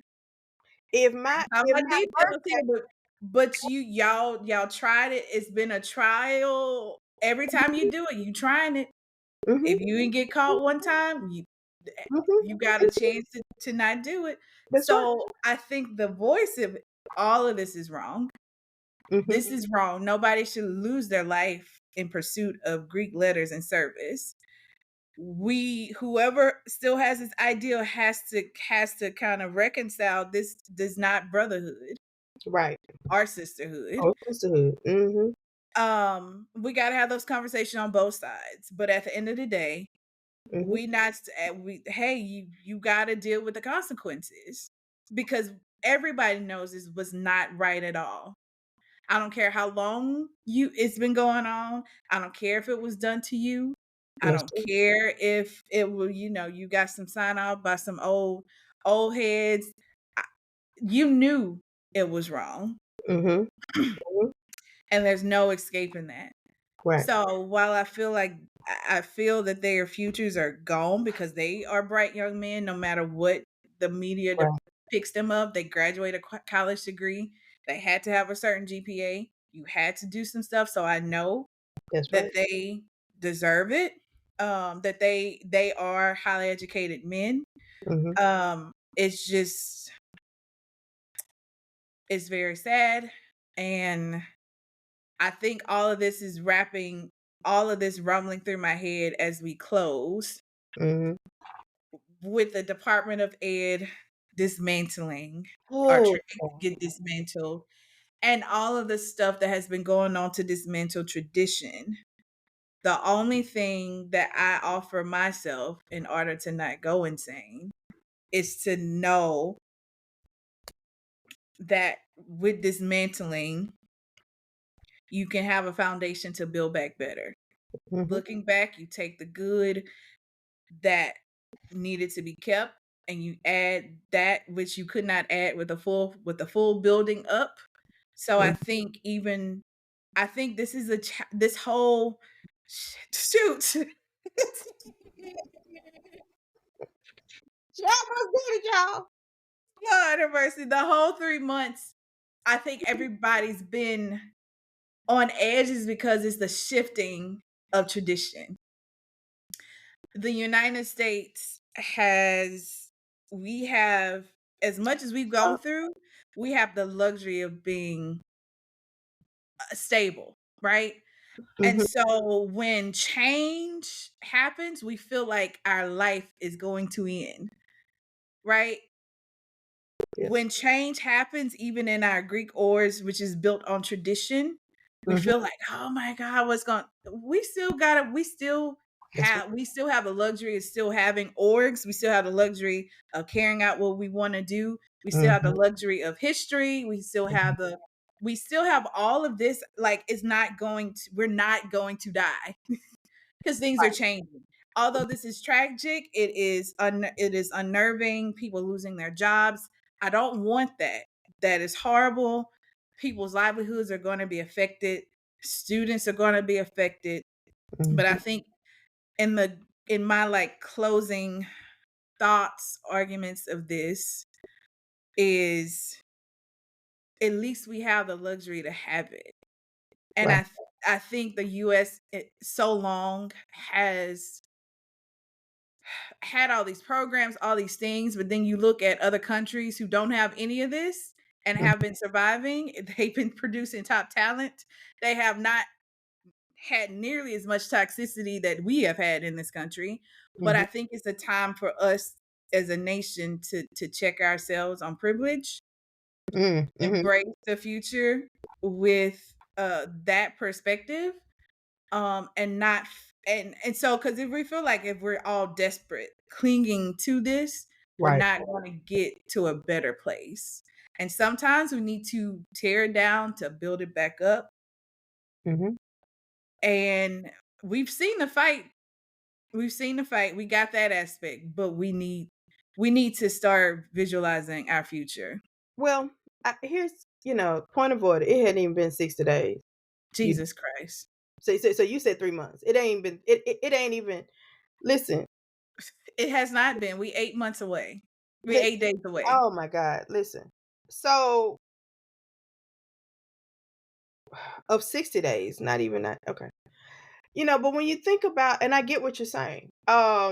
Sometimes you have to. You have to. I think the intent though must be rooted in some kind of humanity, Mm-hmm. right? And I think when they start talking about restructuring and laying off people, they're doing that without actually understanding what people do and what these departments do. I saw an interview with the Department of Education, with the Education Secretary McMahon, the one who owns WWE, WWE. Uh-huh. which is all fake. Okay, I'm sorry, wrestling fans. It's all fake. Okay. Cena's turned heel. Who cares? It's fake anyway. Um, we have to, in leadership, you need to assess. You need to see what's happening and assess. She couldn't even tell you what IDEA stood for. They've already assessed just from the outside. That's a But different from the conversation. outside, but they haven't done. Yeah. So everybody can say what you're not doing at your house or what you're not doing at your job when they look Yep. from the outside. But when they get in that seat, you go, oh, that's why y'all were doing X, Y, and Z. Yeah, because you weren't privy to certain information and things and ideas and what was happening, right? So, not saying that there might not have been faculty or staff or anything like that, or people there who had redundancy in their jobs. Maybe you had too many people, but I don't think with a major cutting the workforce down to 40% or cutting out, just like firing the nuclear people, and because you don't know what they do, but you just decided you're gonna slash it because surely that's not important. We don't know what they do all day, right? We're And I gonna think find out what's important. right, and so now That's my that's we gonna have to figure it out in this chaos of what sticks and what doesn't. right, and so I think this is going to be very key for this sort of restructuring is going to be very key for small colleges, the HBCUs, the MSIs, and small institutions, small PWIs, because they're relying heavily on Pell Grants and loans and Mhm. financial aid. What we're going to have to now, I think the UNCF colleges, I graduated from one, are actually in a better position because they do not get state allocations. So they are used to not having any additional funding but tuition, which of course was coming from, Pell Grants and student loans or whatever. But we're gonna have to find different ways. I want to follow the endowment driven model of Berea or the labor, that also does student labor to not only give them a sense of philanthropy, but also a culture of we don't, because we are endowment driven and y'all go here for free, y'all got to work for this, right? It's another work It's ethic, also it's a life career lesson and a development. career development kind of thing, right? So HBCUs can follow the Berea model, which is also what brought Paul Quinn back in the Mm, same kind of way. When you don't have the funding, then what do you do to still maintain the mission, right? And yeah. I think colleges are going to have to, particularly small colleges that are private, who like my alma mater, Tougaloo College, that does not get a check from the state. So we used to, but it also goes back to the sort of business model that that colleges and universities have sort of adopted, where I want us to get back to the humanity model in a lot of ways, right? Yes, it's a business and people got to get paid and you got to pay your bills and all of that. But I also know that uh, there's a young girl out there whose daddy needs to preach a few more revivals before he get all her tuition money, right? That's a Mhm. real story. Lanny Span McBride, the gospel singer, went to Tougaloo College. Her brother as well, and her father was a preacher. And that's what he said to the prisoner. He said, "I just got to preach a few more revivals, but I'm gonna bring you your money." We're gonna have to get to a point where we have a little humanity in this. We we understand, or we try to make them work it off. Or we've got alums who can afford it, alums who have and foundations and grant support. We're going to have to restructure ourselves and our dependence upon that. Um, Yeah. College used to be free. Um, but we've got to go after the endowment funds to be able to afford that. We've got to be able to put these students to work, and not just as punishment and put them on facilities. That's not what we need to do, right? Put them Yes, on a real track to put where them on they a real track. And yes, also, if and not saying that facilities is not worth it. That's a real job. But there's also, but not using that as a punishment for, a student affairs violation, right? Or a campus violation. That needs to be part of the process. yeah. And that mitigates it does mitigate temp staff. It helps your staff be more efficient and students are learning skills. There's so many of the multi-layered approaches to that. that if this is where they think that they're going to hurt us, how do we use this for our good? What is the lesson in all of this that we may not be, we may not have federal aid? So I never got a Pell Grant. My parents made too much and yet not enough. Yeah. So I never got that. And so I understand. Um, we had an increase in Pell Grant. You increase it. We've got to figure out. We got to have some more give back. If civil rights and Title IX are going away, if they don't think that that's important, okay, fine. Then we're going to have to do some more real parenting, real teaching, and it's going to all fall back into our lap. Yeah, and I think whenever there's a gap, it always gets filled. Someone rises up to the occasion to fill it.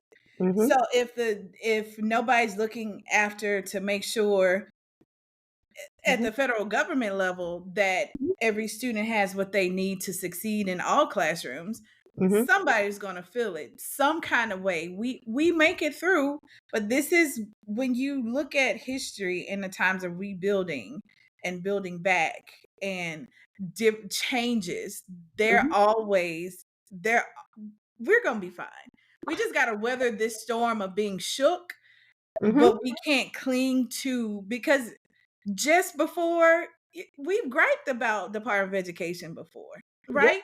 So we can't say we don't like it and we want to keep it at the same time. We have to figure out, we have to be okay with, if we really want to build a better higher education was going off a cliff without these changes. Right. You're right. It was going, so this is the opportunity for us to really rebuild, see what's going to happen. And if we've seen the back and forth of the last, 160 was, so it was 52 days. It's been 52. Oh, God. 52 days since he got into office. We got to see it through to the end. The Supreme Court, we got to see to the end before we start panicking. Now, the best part about this, not a completely dismantling, because what they're doing is they're freezing funds, because they think we don't. Black and brown people are the only people that use these funds. Is the college scorecard, which is unfortunately trash. Yeah, see, it's trash, because for smaller institutions, particularly, the smaller, the HBCU, the UNCF colleges that send their students to graduate and professional school, that's never part of the scorecard. And it manipulates the data. So when you see, they're only making they're only making $29,000 when they leave, X college, right? But they're not telling you that half of them, 80% of the graduates of that year are in graduate school. So they're not making a lot of money. So the employment data is skewed, because it doesn't have those metrics about how many went to graduate school, what are those disciplines, how many went to law school, how many went to med school, how many went to public health, like all of the things that the scorecard doesn't do. So I'm with you, but I wish it had been done by someone with the knowledge and authority to do it, as opposed to just the authority. Because it's not being done with any type of real fidelity. And I think in terms of leadership, and I have to, I always bring it back to that. When you come into a place, you have to assess. Because at the end of the day, the changes that you make, or that you are proposing, are really the changes that the people who are going to be there long after you're gone are made. They have to be the ones to live with those changes. So you have to do them with some kind of fidelity, and make them not about just wanting to do something, but make them substantive for good, at least in your estimation at the time. And so I don't think that that's what's happening here. I think that's where the panic comes in, because you have people who are clearly not, they're clearly what they say are DEI hires. They are not qualified. McMahon is not qualified to be anybody's education secretary. But okay, but neither is roadkill eating Robert Kennedy Jr. Like, it is what it is. So, and with the measles outbreak in Texas, I, Jesus, don't. We can't I go mean, there. he We eats can't. roadkill and doesn't believe in vaccines, but he takes little blue liquid in his drinks. I mean, okay, fine, whatever, do your thing. Okay, so here we are dismantling the Department of Education because he wants to give it back to the states. Well, I know what that's going to do. Well, but this is the conversation I've heard recently. Was the states have a lot of autonomy. They don't have the capacity to take on all of that. So what's going to happen? The states never did. The states really want it? No. Okay. But here's the point. I know I live in the great state of Mississippi. And the great state of Mississippi had to be forced to educate Black and brown children. And one district just got off a consent decree from the Department of Education because they were discriminating against Black and brown children. And I'm talking about within the last 5 or 6 years, right? They just got off. So I know there are certain red states that still need to be forced to do the right thing. Tangipahoa Parish just went through a DSEG case in the last decade. Listen, Sesame, they wouldn't even, the state of Mississippi wouldn't even let you play Sesame Street, which was the product of a Mississippian. Jim Henson is from Mississippi. It's too liberal. Feeding the children liberal ideas. I'm sorry, to have little babies play together with black and brown and white. Oh Lord, right? And so even the electric company, starring Morgan Freeman, great Mississippian, there's a question about that. And that I know y'all saying, but that was in the 1900s, Dr. Jackson. There's still people who live through there who are still living. They are, and they're not old. It's not that far, this. So I know that the red states who still tout sundown towns, who still hanging nooses on the statue of James Meredith in Oxford, Mississippi. I know who are still shooting up Emmett Till's marker. They cannot be left to their own devices. And so that's the problem, and that's the fear. Money, it's not the bougie in me that says we'll figure that out. We will figure that out. But I'm talking about perception and what somebody thinks of me as a Black scholar and how they can use their authority to affect my dollar and my livelihood.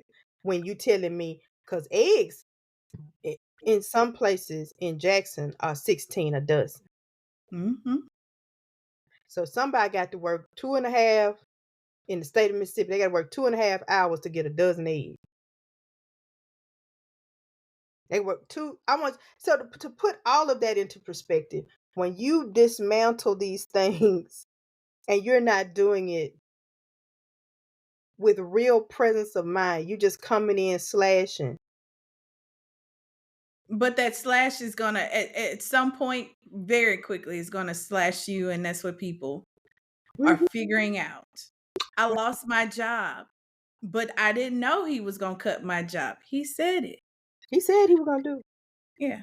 Yeah, I thought he was just gonna. Okay. So, but in higher ed, I think that's why my nerves hasn't been so bad. It still goes back, and I'm putting on my other hat of leadership development. We've lived through so many presidents coming in. Oh Lord, yes. And not taking a fake account. And doing what they want to do anyway. Right.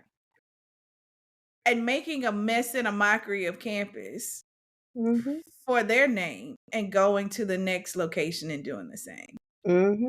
So I think that, and there was some casualties and some dark times, but the institution still lived. And that's my only hope of going through this. It is it is crazy, but in higher ed, we've dealt with this on a Mm-hmm.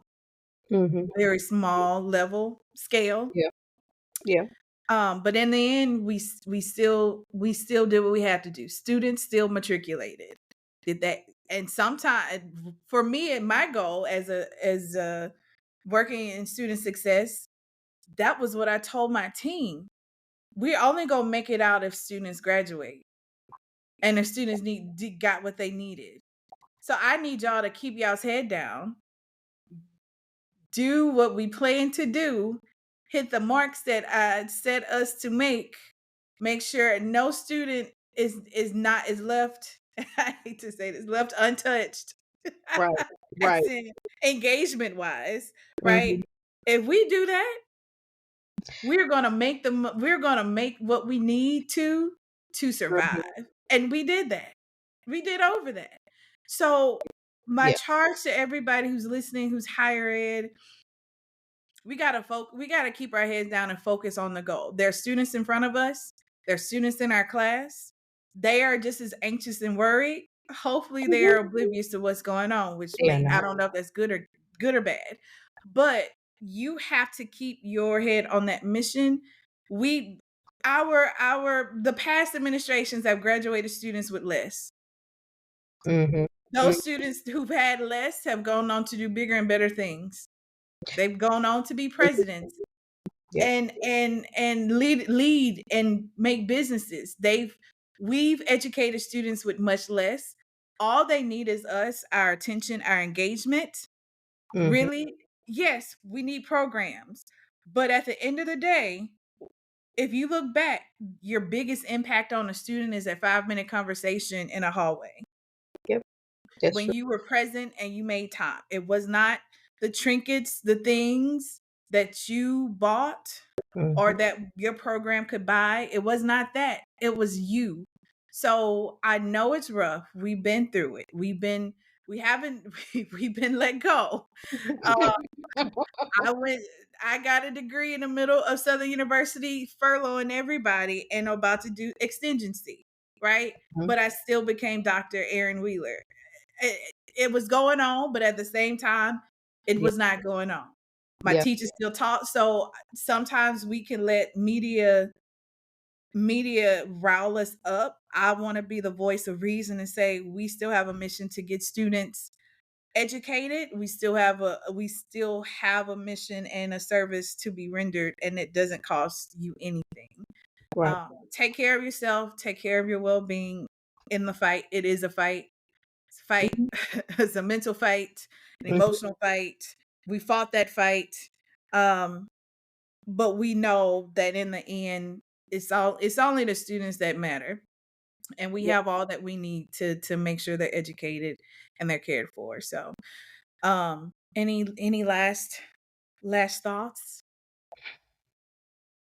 Yeah, I think you said that very well. I will say this, um, that the students are aware, and we have to. They are aware, and they're very nervous, um, about their financial aid. At least the ones that I teach, and I say, and I tell them pretty much what you said.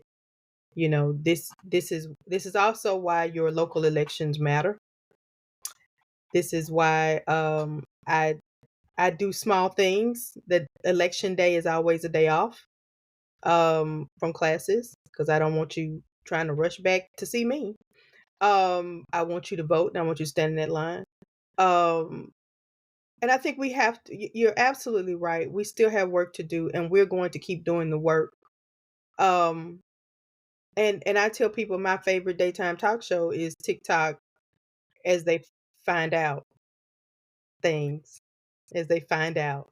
As the mirror turns to Right. But I also want those who are finding out to really do the deep dive to figure out what made you vote against your interest.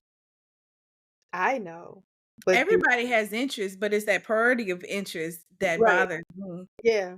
And so I want you to know that. And we are going to keep doing the work. We are going to keep taking care of our students for as long as we are allowed to do so and can do so. And we have to prepare that this too shall pass. Again, every secretary, that's why we have term limits. That's why they get new people. They move out. But the federal workers who are being laid off, some of whom made the wrong, they voted the way they voted and they finding out. I almost said wrong, but I won't do that. But we just have to just keep doing the work. That's all we can do. And you're absolutely right. And we're Again, educating the next wave of voters, congressmen and women mhm, and activists who will remember how they felt when this stuff was going on. winter And is it's up coming. to us to give them that perspective of Yeah. you are up to bat. So if this is bad and you don't want nobody else to feel this way, Mhm. if whether you are running for councilman or you just going to vote consistently, Right. we're educating the next wave of people who either gonna misremember history Yeah. or they're gonna remember it correctly. Right. So I just think that we just have to just keep it moving as much as we can, and like you said, we just gonna keep doing the work. And this too shall pass, but winter is coming. In my old Game of Thrones reference. And for me as the film person and the television person, watch Game of Thrones, The Handmaid's Tale, The Sopranos, The Wire, The Godfather 1 and 2, Mm-hmm. 3 only if you got a few extra hours, um, and prepare yourself. Do the work, but also prepare yourself. Don't go out here in la la land, but you must prepare yourself as you're doing the work. Yeah. And prepare your students. Yeah. Well, thank you for tuning in to this episode. We promise we're gonna do better with being consistent, but it's we've been doing good work, but it's been hard. Even with us seeing each other in person, we're like, oh, we can record in person, and neither one of us brought mics, or could stay awake Right. for longer than an hour. So thank you all. Please share, comment. We want to start creating community and conversation around some of the topics. We don't want it to be a two-way street. So thank you for tuning in, and until next time, take care of yourself. Bye-bye. Bye-bye.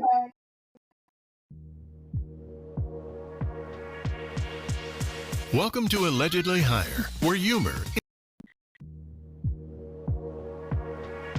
Thanks for listening. This episode was sponsored by Holistic Higher Ed Solutions, committed to enhancing student success. From coaching to planning, our practitioners empower institutions. Ready to transform? Visit holisticheredsolutions.com and let's revolutionize higher ed together. Be sure to subscribe, review, and join us next time.